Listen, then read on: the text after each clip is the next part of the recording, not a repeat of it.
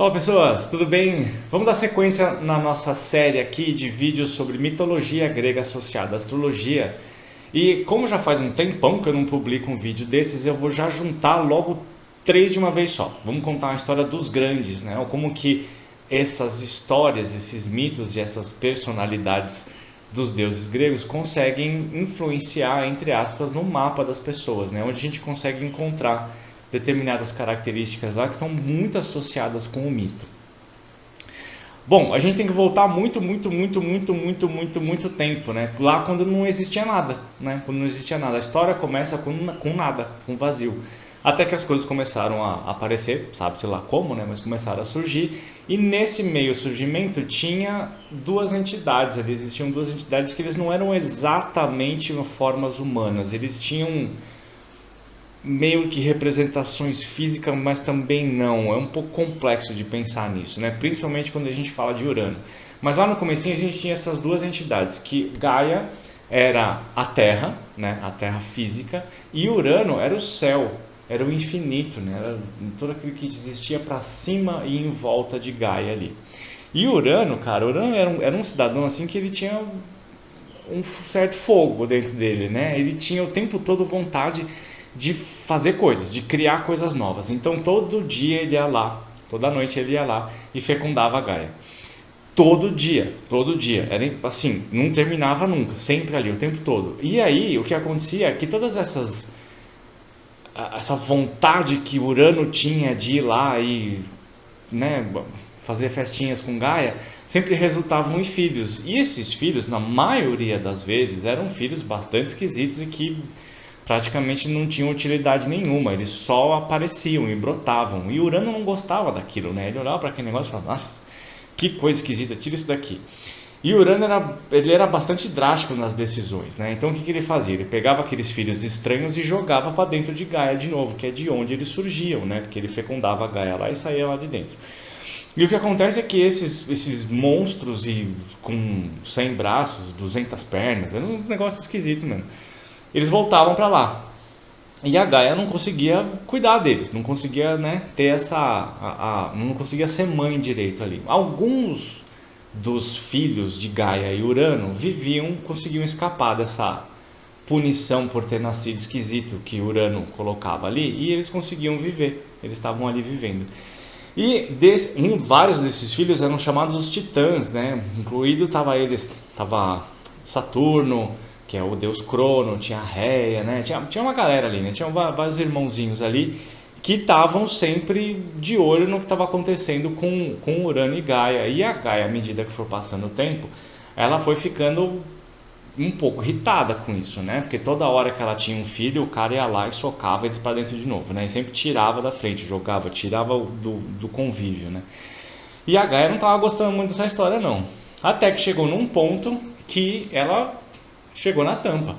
E ela falou: preciso dar um jeito nesse cara aí. Já tinha falado com ele várias vezes. Falou: deixa eu curtir meus filhos aqui, chega, né? Vamos dar uma trégua. Hoje eu não tô afim, dor de cabeça, né? E o cara não queria saber. Ele ia lá e forçava a Gaia a ter relações com ele para sempre brotar coisas novas que ele sempre acabava se desfazendo, não tinha utilidade nenhuma. Nesse meio dessa história, tava lá o Crono, ou Saturno, né? Tava lá crescendo, né? Super pimpão lá, tava se tornando uma pessoa madura. Mas ele era um dos mais novos dos filhos deles. E aí a Gaia, observando o comportamento dele, ele falou assim: esse garoto aí até que é esperto, né? Então chamou ele para uma conversa e falou assim: ô filhão, seguinte, teu pai tá doido, velho. Teu pai tá, não consigo dar jeito nele, cara. Toda vez não adianta que eu fale, ele vem lá e me pega, né? E me engravida de novo e sai um filho, ele manda embora. Eu não tô gostando dessa história, eu tô cansado, eu tô com raiva. Só que eu não consigo fazer nada a respeito disso. Por isso que vou contar com você, que é meu filhão, caçula, favorito, né? Vem cá, você vai me ajudar aqui, né? E o Saturno, como era todo voluntarioso e ele queria fazer as coisas, né? E ele falou assim: mano, pode deixar que eu sou o cara para resolver esse negócio para você. Pode jogar a bomba aqui que eu assumo. Aí eles arquitetaram um plano ali, né? E quando veio Urano todo sapeca aquele dia lá, falou: bom, agora vamos lá criar alguma coisa nova. Vem cá, minha Gaia, eu vou dar um jeito em você. Na hora que ele foi lá, que ele foi copular com a Gaia, o Saturno veio com a foice dele e cortou o pingolim do Urano fora e tacou no mar.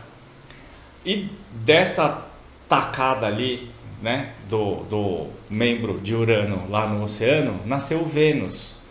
Mas isso é uma história que eu conto depois. E o que aconteceu, né? Quando o Saturno foi lá e passou a foice no pai lá e, né, e capou ele ali, o que ele fez? Ele simplesmente cortou pela raiz, literalmente ele cortou pela raiz a criatividade. Que Urano representava a criatividade, né? Quer dizer, Urano representa a criatividade no mapa das pessoas, no mapa de uma maneira geral, né? Ele está ali, ele representa a criatividade. E quando Urano chegou lá, ele falou assim: chega dessa bagunça, não aguento mais um monte de coisa saindo por ali, fazendo essa baita dessa zona aqui, trazendo caos para tudo que é lado, sem um pingo de organização, sem um pingo de disciplina. Chega dessa bagunça. Meu pai, você é um cara... Você pode ser o Deus que for, mas você é um baita de um bagunceiro e chega com essa história. A gente precisa de ordem nesse mundo aqui. Ele pegou e cortou lá e acabou. Acabou o poder criativo de Urano. E foi aonde o céu infinito e a Terra se separaram definitivamente. Onde não existe toque entre os dois, né? E o que aconteceu foi que o Urano deixou de ser o Deus Supremo para Saturno se tornar o Deus Supremo. E o Saturno, ele não era um cara muito bacana não, né? Ele foi lá e passou a foice no pai, né? Num ato de violência e de corte. E na hora que ele assumiu o poder, ele falou: agora nós vamos pôr ordem nessa bagunça aqui. E mandou todo mundo seguir regras e itinerários, tudo bonitinho, tudo muito bem organizadinho, né? Que é o Saturno, né? Ele colocou tudo em ordem. Só que o que aconteceu nessa história foi que ele não era muito chegado de muitas flores e cultivos, aquela coisa toda. Por quê?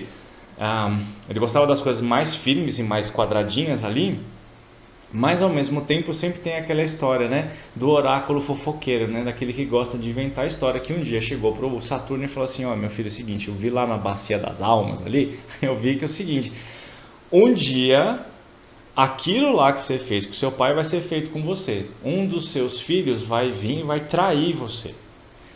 Aí Saturno falou: nossa, que horror, né? Então vamos fazer o seguinte, já que isso não pode acontecer, eu vou manter os meus olhos bem abertos para tudo que acontece. Então ele se tornou absolutamente controlador sobre tudo que acontecia. Ele não dava vazão para as coisas, ele não deixava as coisas acontecerem, ele sempre ia podando tudo que estava rolando de diferente ali. O que fez com que todo mundo não tivesse, né, maravilhas e flores e frutos, aquela coisa, tudo ficava muito cinza, escuro assim, né? Quem já viu o tarô e viu a carta do eremita, ele simboliza Saturno, né? Uma figura encapuzada com uma foice, normalmente às vezes tem um corvo no ombro, com numa paisagem de montanha assim, totalmente áspera, desértica mesmo, né? Então o Saturno, ele representa isso, ele não representa colheitas, né? E plantas e flores e sol e curtidas na praia aparecendo, não, ele é coisa árdua, bem seco, bem duro, certo? E isso aqui, isso não se espalhou, não ficou somente no mundo externo, isso também acontecia dentro de casa, né? Que ele tinha a esposa dele, que, diga de passagem, era a irmã dele, a Réia, né? E acontecia a mesma coisa, toda vez ele ia lá, pegava a Réia, né? Fazia aquele fric lá, e aí toda vez que nascia um filho, ele tinha na mente o oráculo corneteiro fofoqueiro lá, que falava assim: seu filho vai aprontar com você. E o que ele fazia? Ele pegava o filho, o bebê e mantia para dentro, né? Ele sempre engolia o filho ali para impedir que essa profecia acontecesse. E para variar, o espírito de mãe sempre começou a se revoltar, né? Começou a ficar irritado. Toda vez que eu tenho um filho, esse cara come meus filhos. Que palhaçada. Não, eu quero meu filho, eu quero ver meu filho, né? Eu quero dar vida para os meus filhos. E aí chegou uma hora em que ela cansou dessa história e ela falou assim: eu vou enganar esse cara aí, viu? Não dá não, eu quero curtir, quero ser mãe, quero que meus filhos vivam. E aí na hora que ele nasceu, né, o próximo filho deles nasceu, ela rapidamente pegou, enrolou ele assim, escondeu e pegou uma pedra que estava ali no cantinho e enrolou em cobertas de bebê assim, falou assim: ó, tá aqui, ó, o seu filhão, que bonitinho. E o Saturno, como ele não tinha, como a desconfiança dele era com os filhos, ele não teve dúvida, né? Ele pegou a pedra de Réia lá e engoliu, sem nem mastigar, sem nada, foi direto lá. E nessa meio da história, a Rhea pegou o filho, que era o Zeus, e escondeu ele dentro de uma gruta lá, onde ele foi criado por várias ninfas e coretes e várias outras coisas. Esses eram animais que eram bastante selvagens e guerreiros, né? Então eles moravam dentro de uma caverna, do monte que eu não vou lembrar o nome agora. Bom, enfim, não lembro. Mas enfim, eles moravam dentro daquela caverna ali. E como um bebê faz muito barulho e Saturno é o deus dos deuses, qualquer choro de criança ele ia ouvir. Então ela colocou ele para viver com esses monstros aí, porque eles viviam em treinamento militar, batendo as armas e brigando e fazendo grandes bagunças e festas. E o choro do bebê era encoberto esse tilintar de armas ali, essas brigas de armas ali, né? E aí pegaram aquela cabra Amalteia, que eu já contei lá no mito de Capricórnio, e pôs a diaba da cabra lá para amamentar o Zeus. E o Zeus é um deusão, né? O bicho mamou na cabra até matar a cabra lá. E à medida que ele foi lá, foi se alimentando e foi ficando cada vez mais forte, ele também começou a treinar com os coretes ali para poder ficar forte e guerreiro.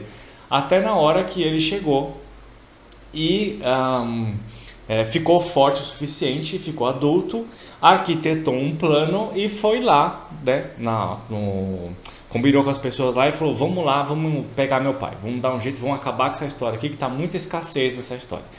Aí juntou, foi lá e ele se disfarçou de servo e levou um vinho para o Saturno. Só que o vinho não era vinho, né? O vinho tinha uma poção mágica ali que ia fazer com que ele vomitasse. E sem dúvida nenhuma, o Saturno pegou o vinho, deu um golão lá e começou a passar mal daquele embrulho, assim, aquele negócio, manja, né, sabe? Aí começou a vomitar. Só que ele não estava vomitando o vinho, ele estava vomitando os filhos dele que estavam presos dentro dele, né? E dentro desses filhos saíram Hades, que é o Plutão, e Netuno, que é o Poseidon. E nesse momento que ele começou a vomitar e trazer os irmãos para fora, Zeus se apresentou como o próximo senhor do Olimpo. Eu vou destronar você porque você acabou com a história de todo mundo, né? Então agora a gente vai dar um jeito em você. E aí começou uma baita de uma guerra. E aí tem uma diferença muito importante. Quando Saturno destronou Urano, foi uma só. Acabou ali. A guerra entre Saturno e Júpiter durou, Saturno e Zeus, Crono e Zeus, bom, enfim, durou 10 anos. E foi uma destruição sem fim. Por aí a gente já começa a entender como Zeus e Júpiter é um símbolo de expansão, de coisas muito grandes, né? De fartura, de coisas que se expandem, se tornam mundiais, assim, de coisas que são muito, muito, muito grandes, expansivas mesmo, né? E essa guerra aí durou 10 anos e aconteceram muitas coisas, tipo, o mito é bem grande mesmo, eu vou dar uma reduzida, né? Mas aconteceram muitas coisas, entre elas foi que o Zeus, o Júpiter, o Zeus, o Netuno e o Hades foram lá no Hades e eles tiraram de lá de dentro os Ciclopes e muitos outros monstros mágicos, né? Para ajudar no combate contra Saturno e os Titãs. E nessa tirada aqui, que eles salvaram os Ciclopes, eles eram monstros mágicos, né? Eles deram armas mágicas para esses três. O Netuno teve o tridente, o Júpiter o raio e o trovão, alguma coincidência com Thor, mais ou menos ali, é mais ou menos a mesma coisa. E o Hades ficou com um capacete invisível, né? Um capacete de chifres que tornava ele invisível. E com essas armas maravilhosas eles foram lá confrontar essa terrível guerra pelo poder ali. E aí até que no final das contas eles conseguiram derrotar Saturno e tiraram Saturno de cena. Só que Saturno não morreu, né? Ele foi exilado. Olha só que coisa interessante. Ele foi exilado, colocaram ele lá, vai lá para um spa, vai morar no spa lá, já tá tudo certo, a gente não te mata, mas você também não enche mais a paciência, fica lá quietinho. E aí Zeus assumiu o poder do Olimpo. O que aconteceu? Como é um deus que prometeu que as coisas iam ser diferentes, ele foi lá e cumpriu. Então na hora que Zeus assumiu, tudo começou a florescer, tudo começou a dar colheita, né? Houve muita fartura pelo mundo e tudo aconteceu com bastante prosperidade. Então a gente tem 3 símbolos bastante importantes. Eu não vou falar especificamente das coisas que Júpiter fez, e Júpiter e Saturno, né? Porque é muita coisa. né? A quantidade de filho que Júpiter teve é um negócio indescritível, né? Então Zeus, né, é indescritível, não dá nem para começar a contar. Praticamente todo mundo é filho de Zeus, todo mundo.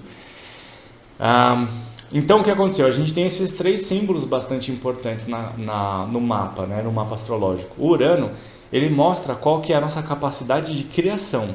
E é uma capacidade, uma necessidade de criação constante. Eu preciso estar ali o tempo todo. Sabe aquela urgência que a gente tem de fazer alguma coisa? Preciso fazer alguma coisa, preciso fazer aquela inquietação. Esse é o comportamento de Urano. Então você vai olhar no seu mapa lá, você vai identificar qual que é o pedaço onde eu me sinto, qual que é a área que eu me sinto inquieto, que eu preciso fazer alguma coisa, que ninguém pode me controlar, eu preciso fazer alguma coisa, já tenho que fazer. E essa inquietação normalmente é uma inquietação muito de espontaneidade e que nem na maioria das vezes não é muito planejada, não é muito pensada. O que quer dizer que o resultado daquilo nem sempre tem eficiência ou serve para alguma coisa. Ele só está ali criando, ele não está criando especificamente para um objetivo, né? E com essa necessidade de criação e essa inquietação, ficar preso em alguma regra é uma coisa inconcebível. Por isso que Urano conflita muito com Saturno, porque o Saturno ele é o senhor da ordem, da organização, né? De como a gente coloca tudo dentro de cada caixinha ali e segue as regras da maneira como elas têm que ser. E naquela fase lá em que Urano reinava, o mundo era um caos, era uma baita de uma bagunça, não tinha nenhuma disciplina, não tinha nenhuma organização para nada, e o Saturno estava ficando doido. Quando ele foi lá e cortou essa criatividade e, entre aspas, encaixotou essa criatividade, limitou ela, tudo começou a ficar mais encaixadinho, organizado. Só que ele foi para o outro extremo, né? Onde você não tem espaço para ser criativo. Você não tem espaço, você tem que seguir exatamente o que foi dito ali. Se for alguma coisa fora do lugar, você tem que parar e voltar lá para o começo da fila. Como quem já comprou qualquer coisa que tem muita coisa de burocrático, né? Quem alugou casa, quem está arrumando coisa na receita, quem comprou carro, todo esse monte de coisa implica em um monte de burocracias que, cara, se você tem uma perninha torta na assinatura de diferença de um contrato, uma cópia de contrato para o outro, você tem que começar tudo de novo, cara. É um saco. Então toda a burocracia ela tem cara de Saturno, que não permite criatividade. Então, quando a gente vai olhar no mapa, a gente vai ver onde nós precisamos nos organizar, onde a gente precisa colocar tudo dentro de caixinhas e seguir as regras para poder fazer com que aquele setor ande. É muito diferente de Urano, né? São comportamentos bastante diferentes ali. E uma outra coisa bastante interessante é que quando aquele oráculo fofoqueiro chegou para o Saturno e falou assim, olha, vai acontecer a mesma coisa com você. Saturno passou muitos anos com medo, né? E desconfiança, sempre olhando para trás e desconfiando de tudo e de todos, porque uma hora ou outra ele ia ser traído. Então no nosso mapa o Saturno mostra onde nós temos medo. Medo de evoluir naquela situação, medo de perder o controle, medo de quebrar as regras, medo inclusive de assumir responsabilidades, porque o Saturno é responsabilidade, né? Ele falou, mami, pode deixar que eu vou lá dar um jeito no meu pai. Lembra lá no começo que eu contei? Saturno assume responsabilidade, só que a responsabilidade às vezes pode estar acima da nossa percepção de limite, e isso traz medo, então a gente fica meio que emperrado ali. O Saturno ele colabora para a gente ficar dentro da zona de conforto, certo? E aí quando a gente vai olhar para Júpiter, a gente vai encontrar o lugar onde a gente tem prosperidade e fartura e objetividade, né? Onde você consegue ter prosperidade e fartura dentro daquele lugar ali onde você entende o propósito, você entende o que você tem que fazer ali. Então são três camadas diferentes. É a criatividade pela criatividade, é a regra pela regra e a fartura pelo correto. Mais ou menos isso, tá? Então a hora que você olha para Júpiter no mapa, você vai ver onde você potencialmente vai ter fartura, prosperidade, sorte, onde você vai ter colheitas, onde você vai ter muito daquilo. Júpiter, Zeus, teve muitos filhos. Quem tem Júpiter na casa 5 tem o potencial para ter muitos filhos. Mas não é necessariamente que vai ter, porque depende de outras coisas acontecendo ali, tá? Então a gente não pode só avaliar um pedaço do mapa solto. A gente tem que entender o conceito daquele pedaço, mas tem que ver como ele interage com o resto do mapa inteiro, porque nem sempre um ponto positivo vai florescer com facilidade se você tem outras coisas tensas acontecendo, tá? Então, aquele negócio de receitinha de bolo, Júpiter de casa 5 é muito filho. Aí a pessoa está com 70 anos, está fazendo o mapa dela e ela não teve nenhum filho. Aí você fala, né? Só que aí você tem que ver as outras combinações de coisas ali. Então, é meio como se fosse uma coisa assim. Para você conseguir ser você mesmo e ter sucesso em todas as áreas, você tem que saber seguir regras, você tem que saber ser criativo e você tem que entender onde que você pode expressar as suas melhores características, onde você pode ser mais honesto com você mesmo, onde você vai cumprir com a missão que lhe foi dada de maneira honesta. Então a gente tem, a partir do momento que a gente consegue controlar, que o Júpiter ele é muito entusiasmo, né? Quando a gente consegue controlar o nosso entusiasmo juvenil de fazer tudo muito louco o tempo todo, na hora que quiser, junto com o Urano ali, a gente consegue assumir uma responsabilidade controlada ao mesmo tempo que pode dar vazão à criatividade e à prosperidade. Então, o mapa inteiro é um conjunto de informações que se misturam e eles precisam conversar de maneira eficiente, mesmo que eles não estejam totalmente ligados, mas os comportamentos eles têm que se conversar, porque senão a gente faz as coisas só de um lado funcionar e do outro não funciona. Aí ficar reclamando do Saturno, né? Saturno que me enche o saco, não sei o que lá. Mas se você não assume responsabilidades e não faz, né? Você não cumpre certas regras, falta um pedaço. Então aí você é extremamente criativo, só que sem propósito. Ou então você gasta muita energia em muitos projetos de maneira indisciplinada, que também é uma característica de Júpiter. É uma combinação dos três. Certo? Então, a mitologia grega é muito, muito legal quando a gente associa todos esses mitos e a sequência de eventos muito legal para isso, né? Isso é bem bacana. Quer saber como funcionam essas coisas? Tem que olhar no seu mapa. Vai lá no seu site favorito, no seu aplicativo, coloca data, dia, cidade, dia, mês e hora, e ano do seu nascimento, coloca lá, vai ver, vai identificar as características do mapa lá e procura o conceito daquilo aqui no canal ou no seu site preferido também. Lembrando que interpretar o mapa natal é uma coisa muito, muito complexa. Não adianta você ler textos fixos, textos conceituais enrijecidos. Você tem que saber usar uma maleabilidade entre esses conceitos. Aí você tem que estudar astrologia mesmo, tá bom? Gostou? Faz um comentário aqui, pode fazer perguntas aqui que eu respondo, curte o canal, compartilha aquela coisa toda que você já sabe. E o próximo vídeo eu vou falar sobre... Vamos falar sobre Plutão, sobre Hades no próximo vídeo? Vamos lá. Aquele beijo para vocês.